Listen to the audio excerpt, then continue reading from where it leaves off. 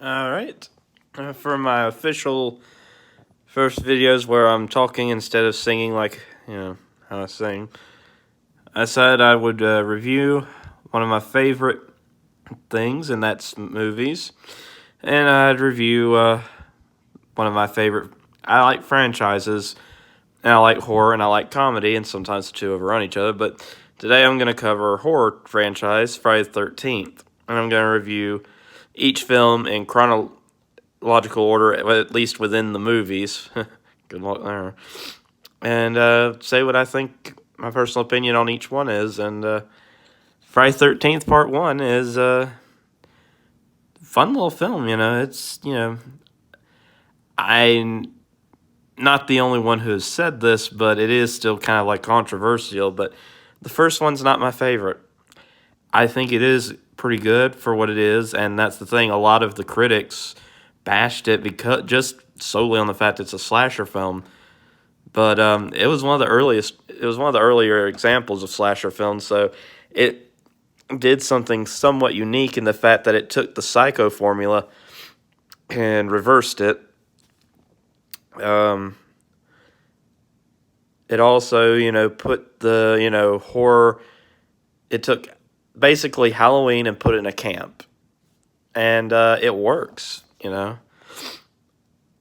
And I like the fact that the killer, spoiler alert, the killer isn't Jason, it's his mother. And her reasoning, while twisted, is, understandable. Her kid drowned because the counselors were off screwing. And, yeah, if I was a parent, I'd be pretty ticked off too. I don't know if I'd go to the lengths she did, but her rampage seems somewhat justified, somewhat. What I really like about the film, and what I think is its best qualities, is the effects by Tom Savini and Tasso Stravakis. Brilliant stuff. I mean, Friday 13th in the horror film world. If there is one thing people constantly like to talk about, it's the effects that were done in it by Tom Savini and Tasso. So that is definitely a highlight that I enjoy. I like the casting, especially, you know, um, Adrienne Kane as Alice, the last girl. She is very sympathetic. You really feel for her. You grow to like her throughout the film. And another thing, a lot of the counselors in this movie are very likable. That won't always be the case in the sequels, but in this film, the characters are likable. So when they die, you feel kind of bummed about it. But at the same time, because of how the effects are done and stuff, it's still like, oh, for at least the gore hounds anyway. But yeah, as I said, Betsy Palmer is probably the highlight of the film as far as acting goes. Excuse me. Playing Jason's mother, Pamela Voorhees. Though we don't find out her name's Pamela until later films. She's simply introduced as Mrs. Voorhees in this film. But overall, definitely a good film, though not the best in the series. It's definitely a good start, and it really was, it makes sense that they would make sequels to this film. The number of sequels is a different story, but the fact that there are, it started a franchise was not that surprising to me, at least as far as hindsight. Though story-wise, it is weird that there would be, a follow-up with, considering how the main the main villain dies at the end. I've, already said spoilers, and that goes for all the films. Friday the 13th Part 2 is pretty much almost a remake of the first movie, but instead of it being Pamela Voorhees, it's her son Jason, who turns out didn't drown, but managed to, wash up on another part of the lake. And it's, it was developed in later films, but the idea is Jason was born with some deformities and possibly mental issues. And so the only human being he really trusted and could, really, want to go near is his mother. And he couldn't find her. He's lost in a lake. It's still weird, the fact that he didn't drown. Very big stretch of the imagination, but I can actually buy that. I can suspend disbelief for that. The fact that he didn't contact anyone, in his search for his mother. Okay. The only thing I'm really critical of is that he saw his mother's death in part one. It's implied that he saw that, but I will say they don't directly say, "Oh, he saw it." They don't do that until the remake, which I thought was a stupid thing to do. I like the idea that it's implied that he saw it, because that means chances are he didn't see his mother die. He's just aware that, of her death. So I do buy that the killer is in fact Jason Voorhees, and he is avenging his mother's death because he did find her corpse. But like I said, I think if he had witnessed her death, he would have taken revenge immediately. I think he was simply witnessed that she was dead. Found out and stalked, the girl who did it. And some are like, well, how did he find out where she lived? Well, at the beginning of the film, we see Alice from the first film. Once again, spoilers. And we're never really told that that's her house. We're not told that this is someplace far away from Crystal Lake. So it can be assumed that, she's simply, staying at a friend's house that's in the area, Crystal Lake, trying to get herself back together before she goes home, as you can tell from her phone conversation with her mother. So it's clear she's not home with family, so it is believable that Jason could have stalked her to where she's staying and then took his vicious revenge. It's believable. Once again, it's a stretch, but it's there. Like I said, the rest of the film is pretty much a remake of the first movie, just with slight twists and differences. But the effect, because, they first film did so well, they had a little bit more money to work with. It's a lot of the same people from the first film as far as the crew goes, just with promotions. Tom Savini and Tasso don't come back, unfortunately, but the people they do get to come back, I believe Carl Fulton was one of the effects people there, but the people they do get for the effects did a great job. Oh, a pretty great job. Jason's got the potato sack in this film, and it's interesting. Jason's look when he's unmasked is a little off. It's for some reason he has hair and a beard, which he didn't. I mean, as far as we know, that could have been his look from later films, but in the next film, which is supposed to take place like immediately after, the hair and the beard are gone.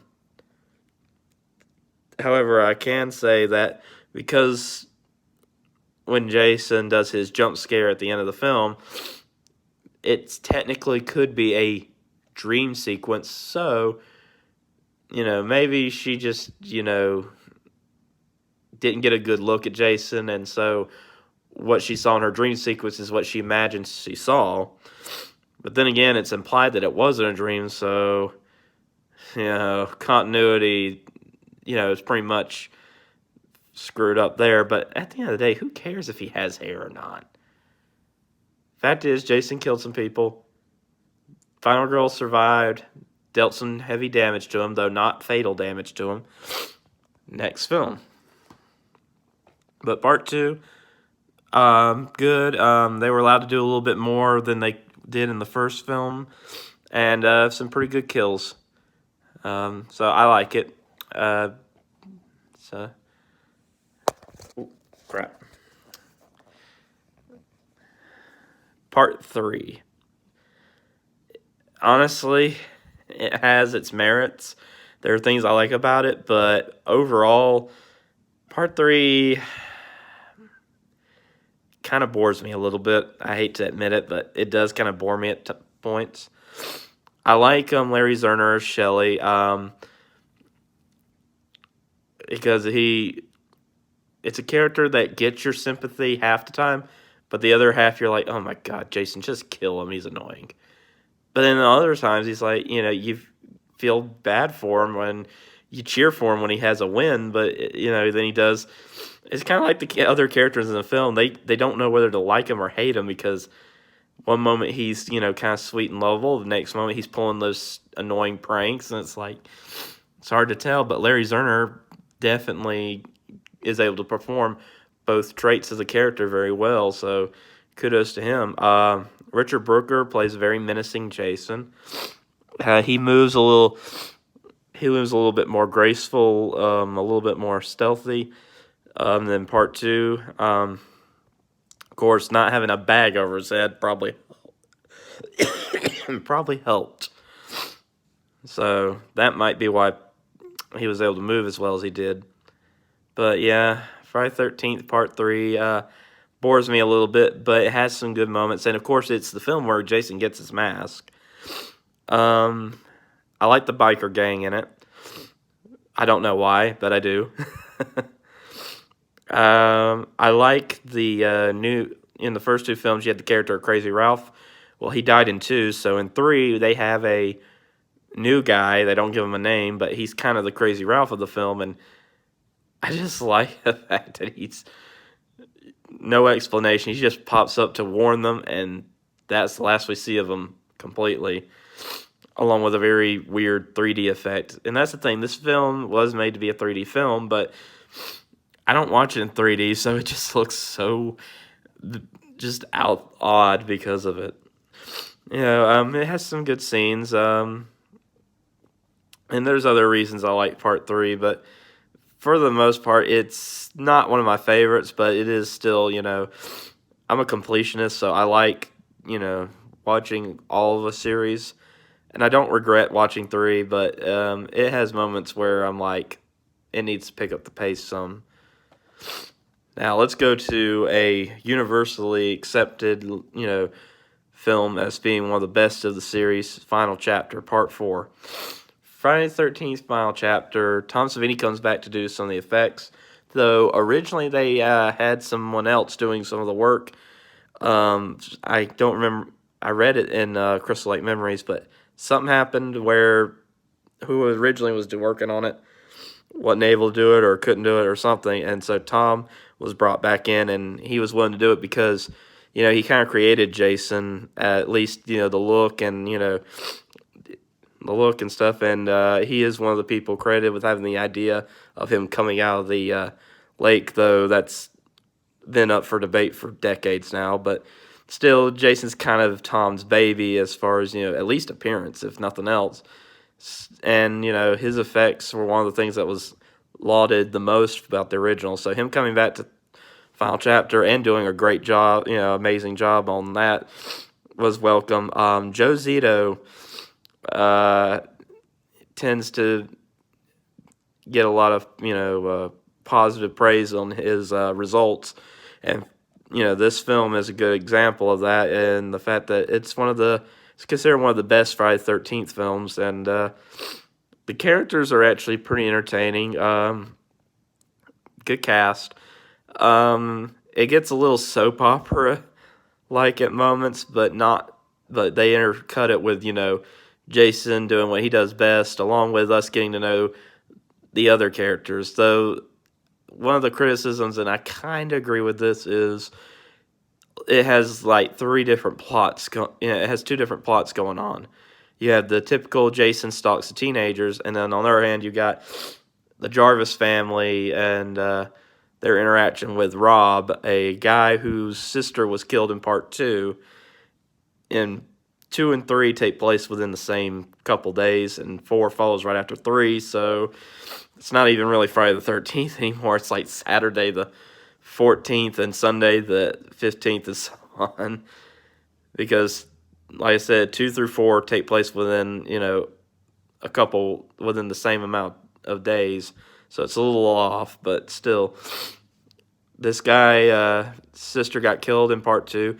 He's trying to investigate what happened to her and hunt down Jason. He befriends and kind of becomes a romantic interest of Trish Jarvis. And her brother, Tommy, played by Corey Feldman, he is and his character is kind of based on Tom Savini. They are the kind of the ones. Tommy and his sister are kind of the ones who survived the film, and they're the ones who finally beat Jason. And when I say beat Jason, I mean they kill him. Yeah. Once again, there were spoiler alerts earlier in this review in this video.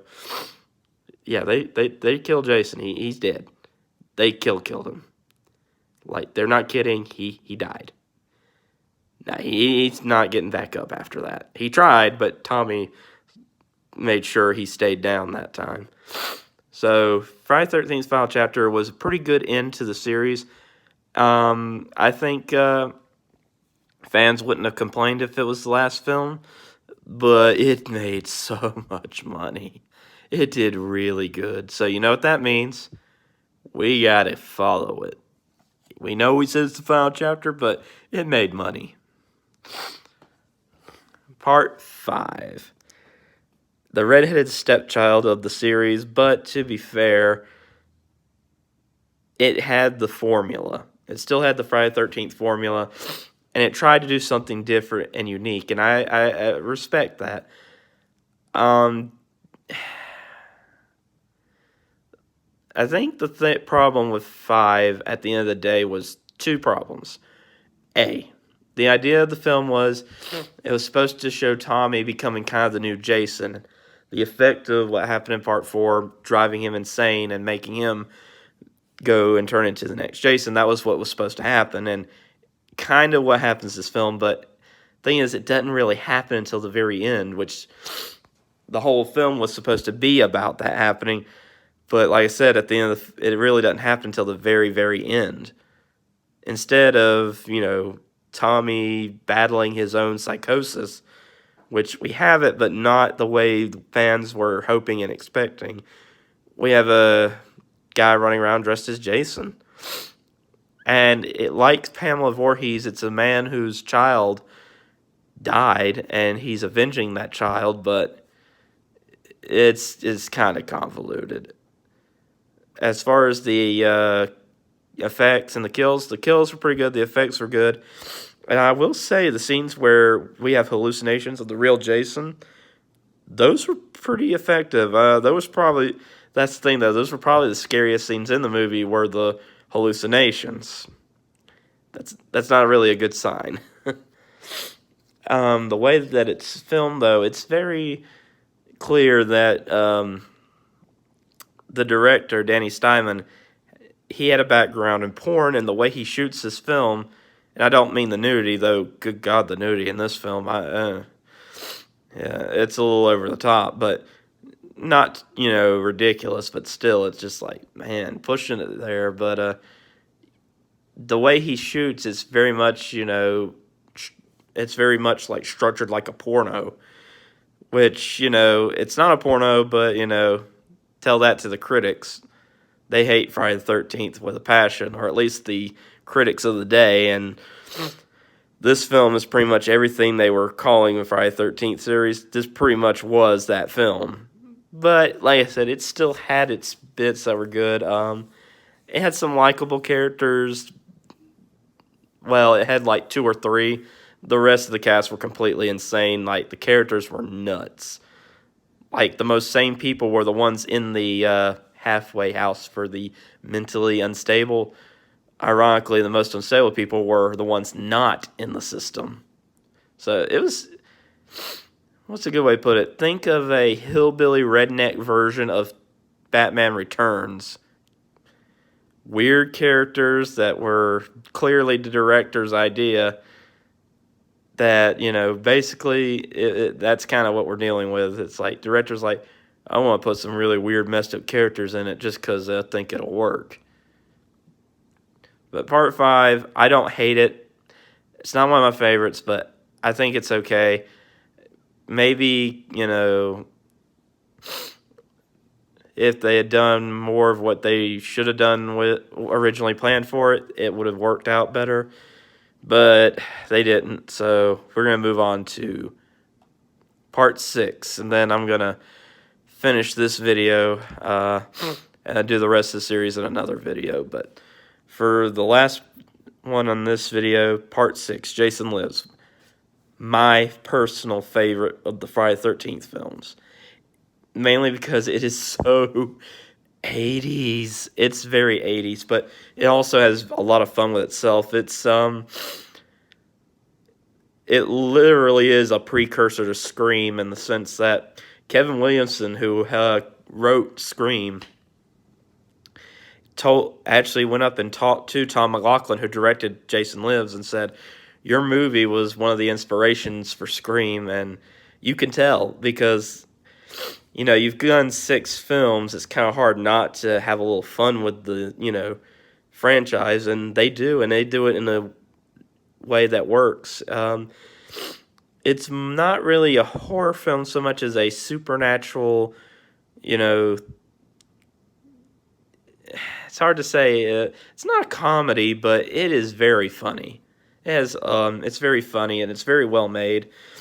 Um, Jason's very creepy in the film. There's one scene, it's one of the best scenes in the franchise, where a girl is walking through the cabin trying to investigate. And as she's walking by the window, Jason is walking right within step of her, staring at her, and she does not notice him. And it's just really creepy. The whole RV scene from beginning to finish is worth the price of admission alone, kind of thing. And of course, I am a little biased, being an Alice Cooper fan, and there's 3 Alice Cooper songs in this movie. And the characters are fun, relatable. It's just fun. This movie is pure entertainment in the best sense of the word. So that's part 1 of my 2-part review of Friday the 13th, the movie series. I'll do a part 2 covering the rest of the films, maybe tomorrow. Been feeling sick, if you couldn't tell from the coughing and how messed up my voice is. But if I'm feeling a little better tomorrow, I'll do it tomorrow. If not, it may be a couple days. But that was part 1.